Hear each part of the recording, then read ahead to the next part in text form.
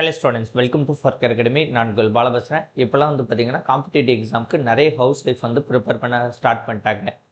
TNPSC எக்ஸாமாக இருக்கட்டும், டெட்டாக இருக்கட்டும், இந்த போன்ற எல்லா வகையான காம்படிட்டிவ் எக்ஸாமுக்கு இப்போலாம் நிறைய ஹவுஸ் ஒய்ஃப் வந்து ப்ரிப்பேர் பண்ண ஸ்டார்ட் பண்ணிட்டாங்க. ஓகே, இப்போ ஹவுஸ் ஒய்ஃப் வந்து ஏன் வந்து டிஎன்பிசிக்கு வந்து படிக்க வராங்கன்னா ரெண்டே ரீசனாக தான் இருக்கும். ஒன்று வந்து செல்ஃப் இண்டிபெண்ட்டுக்காண்டி வந்து வருவாங்க.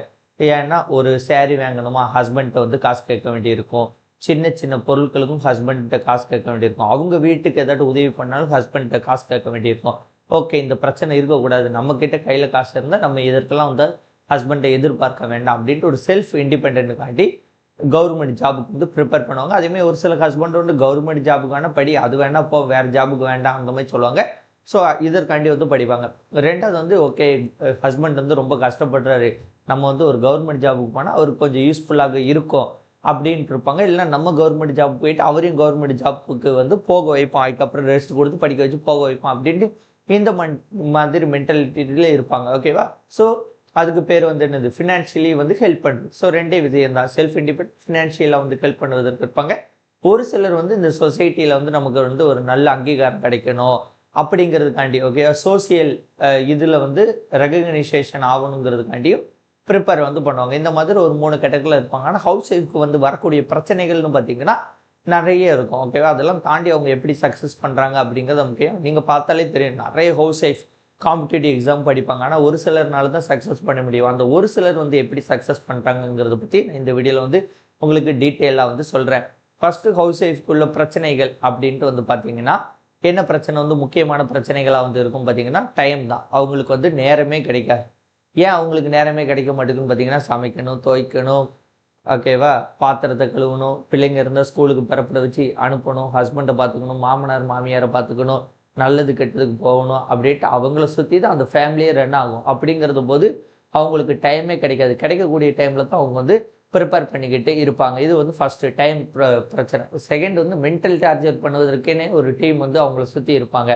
அதில் முதல் இடத்துல ஹஸ்பண்ட் சில இடத்துல வர்றாரு. ஒரு சில ஹஸ்பண்ட்லாம் வந்து பார்த்தீங்கன்னா டெஸ்ட் பேஜ் போட காசு கொடுக்க மாட்டார், புக்கு வாங்க காசு கொடுக்க மாட்டார், படிக்கிறதுக்கு ரிலேட்டடாக ₹1 வந்து கொடுக்க மாட்டார். ஓகேவா? அப்போ அவங்க வந்து ரொம்ப வந்து சிரமப்படுவாங்க. நிறைய ஹவுஸ் ஒய்ஃப் வந்து ஹஸ்பண்டுக்கு தெரியாமல், வீட்டுக்கு யாருக்குமே தெரியாமலாம் ப்ரிப்பேர் பண்ணிக்கிட்டு இருக்காங்க. ஓகேவா? ஸோ அவங்கெல்லாம் வந்து பார்த்தீங்கன்னா இந்த ஹஸ்பண்டு பிரச்சனை பெரிய பிரச்சனையாக வந்து இருக்கும். ஒரு சிலர்லாம் வந்து பார்த்தீங்கன்னா என்கிட்ட பேட்சில் காலையில் நல்லபடியாக பேசி சேர்ந்துருப்பாங்க. ஒரு 11 மணிக்கிட்ட, சார் இந்த அடி வேலை வேணும் சார் அப்படின்ட்டு ரொம்ப பாசிட்டிவாக நல்ல இதாக சேர்ந்துருப்பாங்க. நைட்டு ஒரு 10, 10:30, 11 மணி மெசேஜ் வரும், சார் அமௌண்ட்டை கொஞ்சம் ரீஃபண்ட் பண்ணிடுங்க சார் ப்ளீஸ் சார் அப்படிம்பாங்க. என்னாச்சு, ஏன் காலையில் தான் நல்லா பேசுனீங்க, என்னாச்சு அப்படின்னா, இல்லை சார் என் ஹஸ்பண்ட் வந்து படிக்க வேண்டான்ட்டாரு, அமௌண்ட்டை வாங்கு அப்படின்ட்டாரு, ஒரே சண்டை சார் இவ்வளோ நேரம் அப்படிம்பாங்க. சரின்ட்டு அமௌண்ட்டை கொடுத்துட்டு சரி சும்மா வேணா படிங்கன்னா, இல்லை அவருக்கு படிக்கவே கூடாதுன்ட்டாரு அப்படிம்பாங்க. ஓகேவா? அதனால இந்த மாதிரி இருப்பாங்க. சரி, ஹஸ்பண்ட் வந்து எல்லா ஹஸ்பண்டையும் சொல்லலை, ஒரு சில ஹஸ்பண்ட்லாம் நல்ல இதாக இருப்பாங்க. ஹஸ்பண்ட் நல்லா இருக்கிற இடத்துல வந்து பார்த்தீங்கன்னா மாமியார் வந்து என்ன சொல்லுவாங்க, படிக்க புக் எடுத்து உட்காந்தா காப்பியை போடு, பாத்திரத்தை கழுவு, துணியை இது காய போடு அப்படின்ட்டு அவங்களுக்கு ஏதாட்டும் ஒரு ஒர்க்கை வந்து கொடுத்துக்கிட்டே இருப்பாங்க. ஓகேவா? இது வந்து யாரு, மாமியார் சைடு வரும். ஹஸ்பண்டு மாமியார்த்து தப்பிச்சா நாத்தனார்னு ஒருத்தங்க இருப்பாங்க, அவங்ககிட்ட இருந்து தப்பிக்க முடியாது. எதாவது கொளுத்தி போட்டுக்கிட்டு இந்த மாதிரி இருக்கும். இதெல்லாம் எப்படிடா உனக்கு தெரியும்னு கேட்டீங்கன்னா நிறைய ஆஸ்பிரண்ட்ஸ் வந்து சொன்ன கதைகள் தான் இதெல்லாம். ஓகேவா? அவங்களோட முக்கியமான பிரச்சனைகளே இவங்க தான், ஹஸ்பண்டு, மாமியார், நாத்தனார், இவங்க தான் வந்து இருப்பாங்க. ஓகே, இவங்க எல்லாரையும் சமாளிக்கிறது கஷ்டம். இதை தாண்டி வந்து அவங்களுக்கு வந்து பார்த்தீங்கன்னா பக்கத்து வீடு, எதிர் வீடு, அந்த தெருவில் வந்து நிறைய பேர் நிறைய கேள்வி கேட்டு தொந்தரவு பண்ணிட்டு இருப்பாங்க, என்ன பண்ணுற எது பண்ணுற அப்படின்ட்டு. இது போக சொந்தக்காரனுங்க எவனாட்டு வீட்டுக்கு வந்து ஒரு 4 புக்கு பார்த்துட்டு, கவர்மெண்ட் எக்ஸாமுக்கு படிக்கிறியா அப்படி இப்படின்ட்டு வேலை கிடைச்சிருமா ஒரு கண்டிஸ்டியை கொளுத்தி போட்டு போயிடுவானுங்க. இல்லையா எல்லாம் வேலை கிடைக்காது, நீ என்னத்தை படித்து பாஸ் பண்ண போற அப்படின்ட்டு ஒரு நெகட்டிவாக டிமோட்டிவேட் பண்ணி விட்டுட்டு போயிடுவாங்க. ஹவுஸ் ஒய்ஃபை பொறுத்த வரைக்கும் மோட்டிவேட் பண்ணலனாலும் சரி, டிமோட்டிவேட் பண்ணாமல் இருந்தாலே ஹவுஸ் ஒய்ஃப் வந்து படித்து பாஸ் பண்ணுவாங்க. ஆனால் இங்கே ஹவுஸ் ஒய்ஃப்க்கு வந்து பார்த்தீங்கன்னா 90% வந்து டிமோட்டிவேட் வந்து ஆட்டோமேட்டிக்காக வந்துடும். ஒரு 10% மோட்டிவேஷன் வந்து யூடியூப்லேருந்து கிடைக்கும். யூடியூபுக்கு வந்து பார்த்து தான் அந்த மோட்டிவேஷன் எடுத்து அந்த டிமோட்டிவேட்லேருந்து வெளியே வராங்க ஹவுஸ் ஒய்ஃப். ஓகேவா? இந்த மாதிரி பிரச்சனைகள் தான் அவங்கள சுற்றி நடந்துக்கிட்டே தான் இருக்கும். ஓகேவா? நான் கூட முன்னால் நினைப்பேன், எதுக்கு வந்து மோட்டிவேஷனல் தேவைன்ட்டு. இப்போ தான் புரியுது, மோட்டிவேஷனுங்கிறது ஹவுஸ் ஒய்ஃப்க்கு கண்டிப்பாக தேவை, எல்லாருக்கும் தேவை, ஹவுஸ் ஒய்ஃப் கண்டிப்பாக தேவை. ஏன்னா அவங்கள சுற்றி நிறைய நெகட்டிவிட்டி தான் இருக்கும். இதெல்லாம் மீண்டு வருவதற்கு ஒரு மோட்டிவேஷன் அப்படின்ட்டு தேவை. சரிப்பா, இவ்வளோ பிரச்சனைகள் எங்களுக்கு இருக்குது, அந்த பிரச்சனை நீ ஏன் சொல்லிக்கிட்டு இருக்க, அதுக்கு ஏதாவது சொல்யூஷன் இருந்தால் சொல்லு அப்படின்ட்டு நீங்கள் கேட்குறது எனக்கு கேட்கு. ஓகேவா? நான் சொல்கிறேன். இப்போ ஃபஸ்ட்டு வந்து ஒரு சில விஷயங்களை நீங்கள் அக்செப்ட் பண்ணிக்கணும். இப்போ ஹவுஸ் ஒய்ஃப் வந்து எதில் வந்து ரொம்ப இது பாதிப்படைவாங்கன்னு பார்த்தீங்கன்னா, ஐயையோ நமக்கு நேரமே கிடைக்க மாட்டேங்குது, ஐயையோ நமக்கு நேரமே கிடைக்க மாட்டேங்குது அப்படின்ட்டு நேரம் கிடைக்கலன்ட்டு அதை நினச்சி ஒரு நாள் 2 நாள் வந்து படிக்காமல் இருப்பாங்க.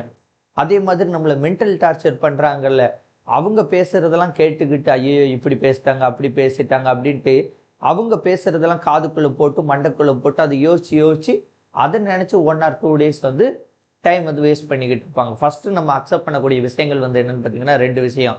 ஒன்று வந்து பார்த்தீங்கன்னா ஓகே நமக்கு வந்து இவ்வளோ நேரம் தான் கிடைக்கி, அதை வந்து அக்செப்ட் பண்ணிக்கணும். செகண்ட் வந்து நம்மளை மென்டல் டார்ச்சர் கொடுப்பானுங்க, அதெல்லாம் தாண்டி தான் நம்ம சக்ஸஸ் பண்ணோம்.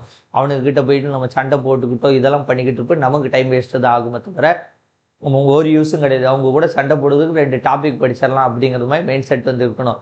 ஸோ கிடைக்கக்கூடிய நேரம் இவ்வளோ தான் அப்படின்ட்டு அக்செப்ட் பண்ணிக்கணும். மென்டல் டார்ச்சர் பண்ணுறவனுங்களுக்கு நம்ம வேலை வாங்கிட்டு பதில் சொல்லிக்கணும், வேலை தான் அவங்களுக்கான பதில் அப்படின்ட்டு நீங்கள் சிம்பிளாக வந்து வச்சுக்கணும். ஓகேவா? ஓகே. அதேமாதிரி இன்னும் ஒரு சில டிப்ஸ், இந்த கிடைக்கிற நேரத்தை படிக்கிறத விட உங்களுக்கு ஒரு 1/4 மணி நேரம் கிடைக்கும். ஓகேவா? அந்த 1/4 மணி நேரம் கிடைக்கும், அந்த 1/4 மணி நேரத்தில் நல்லா படிங்க. ஒரு 1/2 மணி நேரம் கிடைக்கும், அந்த 1/2 மணி நேரத்தில் நல்லா படிங்க. 1 hour கிடைக்கா 1 hour நல்லா படிங்க. நீங்கள் தொடர்ச்சியாக 4 மணி நேரம் கிடைச்சாதான் நான் படிப்பேன்ட்டு இருக்காதிங்க. ஏன்னா ஹவுஸ் ஒய்ஃபை பொறுத்த வரைக்கும் இன்னைக்கு ஒரு 6 மணி நேரம் படிக்க கிடைக்கும், நாளைக்கு வந்து பார்த்தீங்கன்னா அது 4 மணி நேரமாக கிடைக்கும், அடுத்த நாள் 1 மணி நேரம் கிடைக்கும், அதுக்கு அடுத்து எங்கேயாவது வெளியே போக வேண்டியிருக்கும், நேரமே கிடைக்காது.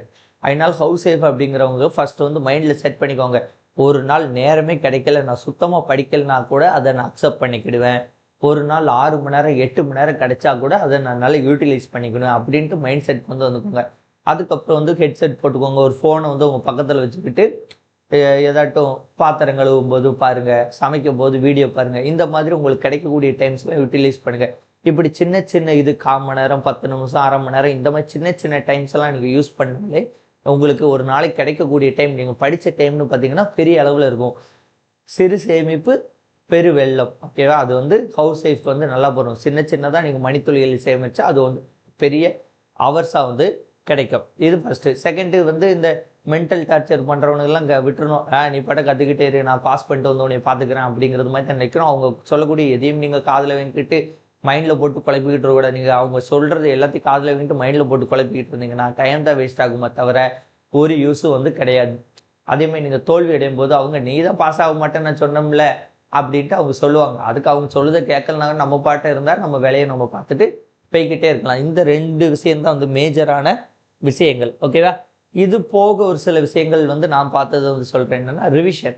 ஹவுஸ் ஒய்ஃப் வந்து பெரும்பாலும் பார்த்தீங்கன்னா ரிவிஷன் வந்து பண்ண மாட்டாங்க. கிடைக்கிற நேரத்தில் படிச்சுட்டு போய்கிட்டே இருப்பாங்க, அது ப்ராப்பராக உட்காந்து ரிவிஷன் பண்ண மாட்டாங்க. உங்களுக்கு எப்பெல்லாம் மறக்குது அப்படின்னு தோணுதோ அப்போல்லாம் வந்து ரிவிஷன் வந்து பண்ணுங்கள். ரிவிஷன் தான் டிஎன்பிஎஸ்சியோட சக்ஸஸ் மந்த்ரா. ஸோ நீங்கள் எவ்வளோத்துக்கு எவ்வளோ ரிவிஷன் பண்ணுறீங்களோ அவ்வளோத்துக்கு எவ்வளோ டிஎன்பிஎஸ்சி எக்ஸாமில் சக்ஸஸ் பண்ணுவதற்கான வாய்ப்புகள் பிரகாசமாக இருக்குது. ஓகேவா? அதனால் முடிந்த அளவிற்கு ரிவிஷன் வந்து பண்ணுங்கள். படிச்சுக்கிட்டே போகாமல் ஒரு டைம் ஓகே இது மறக்குதுமா இருக்குது ரிவிஷன், ஓகே மறக்குதுமா இருக்குன்னா ரிவிஷன் வந்து பண்ணிடுங்க. அடுத்து முக்கியமான ஒரு விஷயம் வந்து என்னென்னா ரிவிஷன் பண்ணிடுங்க. நிறைய ஹவுஸ் ஒய்ஃப் நான் பார்த்துருக்கேன், நோட்ஸாக எடுத்துக்கிட்டு இருப்பாங்க.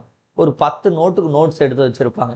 அந்த காலம்ல வந்து முன்னாடி காலத்திற்கு ஓகே, இப்போ உள்ள காலத்திற்கு இதெல்லாம் வந்து செட் ஆகாது. ஓகேவா? ஏன்னா இப்போ படிக்க வேண்டிய விஷயங்களே நிறைய இருக்குது, உங்ககிட்ட கிடைக்கிற நேரம் ரொம்ப குறைவாக இருக்குது. இப்போ உட்காந்து நீங்கள் நோட்ஸாக எடுத்துக்கிட்டு இருந்தீங்கன்னா நீங்கள் சீக்கிரம் வந்து சக்ஸஸ் வந்து பண்ண முடியாதுங்கிறத மைண்டில் வச்சுக்கோங்க. எப்படி நோட்ஸ் எடுப்பாங்கன்னா, எடுத்துக்காட்டு மேக்ஸ்னா எடுத்துக்காட்டு, அந்த கணக்கு எழுதி ஆன்சர் அழகாக எழுதியிருப்பாங்க. பயிற்சி கணக்கு எழுதி ஆன்சர் அழகாக எழுதியிருப்பாங்க. மேக்ஸ் புக்கில் உள்ள கணக்கு ஃபுல்லாக ஒரு 2-3 நோட்டில் அழகாக எழுதியிருப்பாங்க. ஆனால் இவ்வளோத்துக்கு எழுதி என்ன செய்ய, அது வந்து நமக்கு டைம் தான் வேஸ்ட் ஆகும். அந்த கணக்கு பார்க்குறீங்களா ஒரு பேப்பரில் சும்மா ஓகே, தெரியாத கணக்கை வந்து நீங்கள் எப்படி நோட்ஸ் எடுக்கணும்னா ஃபார்முலா என்ன மெத்தடு அவ்வளோதான், ஷார்ட்டாக எடுத்துக்கணும். நான் நோட்ஸ் எடுப்பது எப்படின்னு கூட வீடியோ வந்து போடுறேன். ஓகே? முடிந்த அளவுக்கு ஷார்ட்டாக நோட்ஸ் எடுக்கணும். இல்லை நோட்ஸ் எடுக்கலனாலும் பிரச்சனை இல்லைங்கிறத ஞாபகம் வச்சுக்கோங்க. நிறைய நோட்ஸ் எடுக்காதீங்க. எடுத்துக்காட்டு பயிற்சின்னு உட்காந்து எல்லாத்தையும் எழுதுறது, ஒரு ஜிஎஸ் படம்னா ஸ்கூல் புக்கில் உள்ள எல்லா வார்த்தையும் அப்படியே எழுதுறது, தமிழில் உள்ள வார்த்தைகளை ஃபுல்லாக அப்படியே எழுதுறது, இந்த மாதிரி புக்கை அப்படியே காப்பி பண்ணி நோட்ஸாக எழுதாதீங்க. நோட்ஸ் எழுதுவதை முடிந்த அளவிற்கு வந்து தவிர்த்து கொள்ளுங்கள். அதுக்கப்புறம் பார்த்தீங்கன்னா நிறைய பேர் டெஸ்ட்டும் போட மாட்டாங்க. ஒரு டெஸ்ட் பேஜில் ஜாயின் பண்ணுவாங்க, ஒரு 3-4 டெஸ்ட்டு போடுவாங்க. அதுக்கப்புறம் பார்த்தீங்கன்னா தமிழ் மட்டும் டெஸ்ட் போட்டு பார்த்துக்கிட்டு இருப்பாங்க. கடைசி நேரத்தில் மேக்ஸ் ஒரு சில டெஸ்ட் போடுவாங்க. ஜிஎஸ் அப்படிங்கிறது லைட்டாக பார்த்துட்டு மாடல் எக்ஸாம் அட்டன் பண்ணிட்டு போயிடுவாங்க. ப்ராப்பராக டெஸ்ட்டே அட்டன் பண்ணியிருக்க மாட்டாங்க. ப்ராப்பராக டெஸ்ட் அட்டன் பண்ணாமல் போய் அங்கே போய் எப்படி ரிசல்ட் கிடைக்கும்? ரிசல்ட் கிடைக்காது. ஸோ இந்த விஷயங்களில் தான் ஹவுஸ் ஒய்ஃப் வந்து பெரும்பாலும் வந்து தவறு செய்யக்கூடிய விஷயங்கள். கிடைக்கிற நேரத்தில் யூட்டிலைஸ் பண்ணிக்கோங்க. நம்மளை போட்டுட்டும் தூட்டுறட்டும்ட்டு பேய்கிட்டே இருக்கணும்.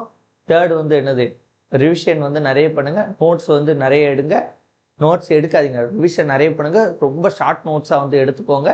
லாஸ்ட் பாயிண்ட் வந்து என்னது, டெஸ்ட்டை வந்து ப்ராப்பராக போட்டு பாருங்கள். நிறைய டெஸ்ட்டு போடுங்க. டெஸ்ட் அனலைசிஸ் வந்து பண்ணி பாருங்கள். ஏன் தப்பு ஏன் ரைட்டுன்ட்டு அனலிசிஸ் பண்ணி பார்த்தாலே நீங்கள் சீக்கிரமாக டிஎன்பிஎஸ்சி எக்ஸாமில் சக்ஸஸ் பண்ணிடலாம். இந்த வீடியோ உங்களுக்கு ரொம்ப யூஸ்ஃபுல்லாக இருந்திருக்கும்னு நினைக்கிறேன். தேங்க்யூ. வேறு ஒரு வீடியோன்னு சந்திப்போம். நன்றி, வணக்கம், பாய்.